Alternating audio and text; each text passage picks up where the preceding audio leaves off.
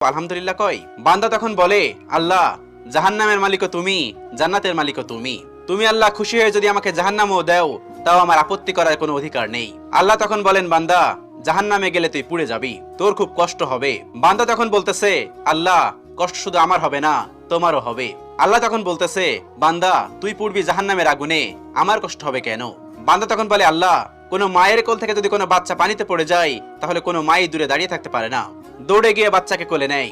আমার বিশ্বাস ওই মায়ের সে কোটি কোটি গুণ দয়া তোমার বেশি। আমাকে জাহান্নাম দিলে তুমিও আল্লাহ শান্তি পাবে না। আল্লাহ তখন বলে, বান্দা, এই দলিল তুই কই পাইলি? বান্দা তখন বলে, আল্লাহ, আমাদের জাতির পিতা ইব্রাহিম আলাইহিস সালাম তোমার প্রেম মুখে নিয়ে যখন নমরুদের আগুনে পড়ে গেল, তার আগেই তুমি বলে দিলে